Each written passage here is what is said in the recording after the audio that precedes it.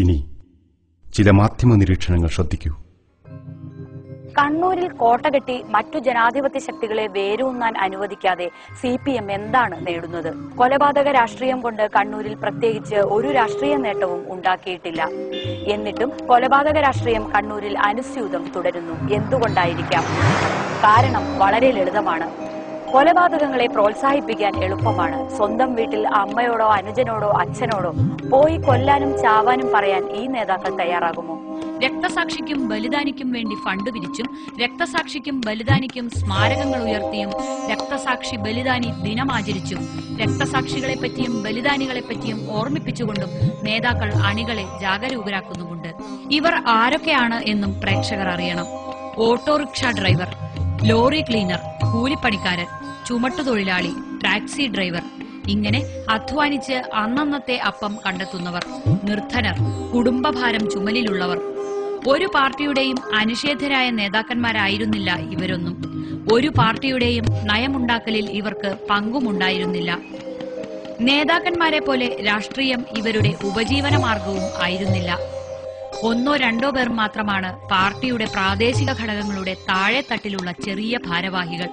മറ്റുള്ളവർ അങ്ങ് താഴെയുള്ള സാധാരണ അനുഭാവികൾ. ഇനിയും ഇനിയും ഇത്തരക്കാരുണ്ടാകേണ്ടതിന്റെ ആവശ്യം അവർക്ക് ബോധ്യമാക്കിക്കൊണ്ടേയിരിക്കുന്നു. അപ്പോഴും പ്രേക്ഷകർ ഒരു കാര്യം ഓർമ്മിക്കുക: നമ്മുടെ സമുന്നത നേതാക്കളുടെ ഉറ്റബന്ധുക്കളൊന്നും കൊലപാതകികൾ ആകാത്തതുപോലെ തന്നെ രക്തസാക്ഷികളോ ബലിദാനികളോ ആകുന്നില്ല. സ്വന്തം വീടും മക്കളും ബന്ധുക്കളും സുരക്ഷിതരാണെന്ന് ഉറപ്പുവരുത്തിയിട്ടാണ് ഈ കൊലപാതകങ്ങൾക്ക് ഇവർ നേതൃത്വം നൽകുന്നത്. സ്വന്തം മക്കളെ ഉന്നത പഠനത്തിന് വിദേശത്തടക്കം അയക്കും. സ്വന്തം മക്കൾക്ക് നല്ല ജോലി സമ്പാദിച്ചു നൽകും. സ്വന്തം ഭാര്യയെയും ഉറ്റ ബന്ധുക്കളെയും സുരക്ഷിതമായി താമസിപ്പിക്കും. വസ്തുവും വീടും കാറും അങ്ങനെ ജീവിതത്തിലെ എല്ലാ ആഡംബരങ്ങളും സമ്പാദിക്കും.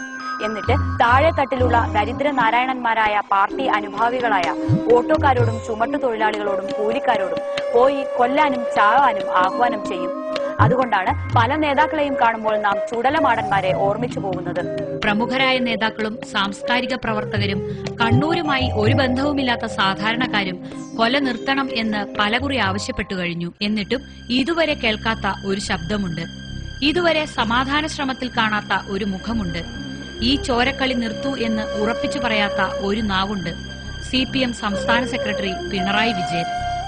പാർട്ടി സമ്മേളനത്തിന്റെ അച്ചടക്കത്തെപ്പറ്റി ഘോരഘോരം വായിട്ടലച്ച CPM സെക്രട്ടറി പാർട്ടി അനുഭാവികളുടെ ഈ അതിക്രമത്തെപ്പറ്റി മിണ്ടാതിരിക്കുന്നു. അരുംകൊല CPMന്റെ അച്ചടക്കമാണോ? അരുംകൊല CPMന്റെ പാർട്ടി പരിപാടിയാണോ? കണ്ണൂരിന്റെ പിണറായിക്കാരനായ സ്വന്തം പിണറായി വിജയന് സ്വന്തം ജില്ലയിൽ സമാധാനം വേണ്ട എന്നുണ്ടോ? മതാത്മക വർഗീയവാദികളെ പിന്നിലാക്കുന്ന നിഷ്ഠൂര നിലപാടുകളിലേക്ക് പോലും CPM കടന്നുവന്നു.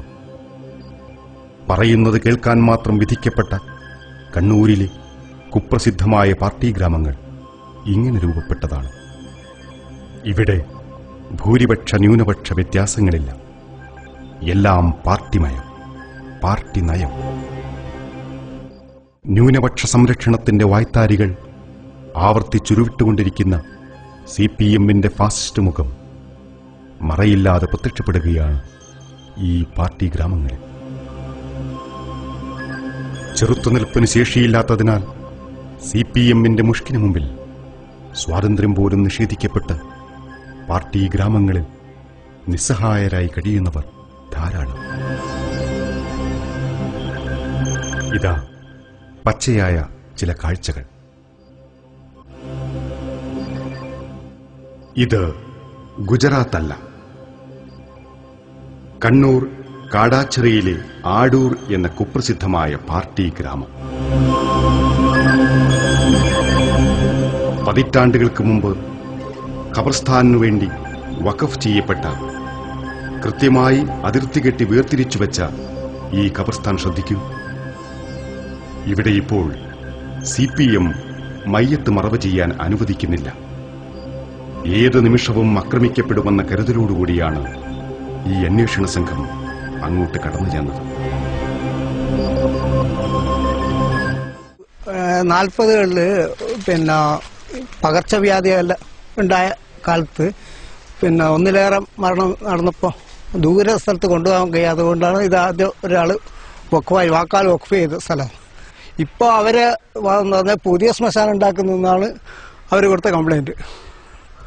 വാക്കാൽ വഖഫ് പിന്നെ 78-ലാണ് ഇത് രേഖാമൂലം പിന്നെ ജമാഅത്ത് കമ്മിറ്റിക്ക് വഖഫായിട്ട് രജിസ്റ്റർ ചെയ്ത്. അതിൽ വ്യക്തമായി പറയുന്നുണ്ട് ഇത് മുസ്ലിങ്ങളുടെ ധാർമ്മികവും മതപരമായ ആവശ്യത്തിന് മെയ്യത്ത് മറവ് ചെയ്യാനുള്ള ശ്മശാന സ്ഥലമായി ഉപയോഗിക്കാൻ എന്ന് പറഞ്ഞിട്ടാണ് എഴുതിയിരിക്കുന്നത്.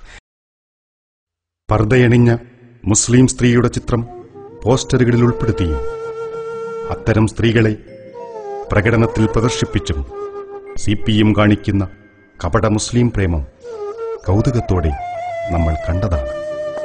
എന്നാൽ ഇവിടെ ഇതാ പർദ്ദയണിഞ്ഞൊരു സ്ത്രീയോട് ഇവർ കാണിക്കുന്ന ക്രൂരതയുടെ ചിത്രം.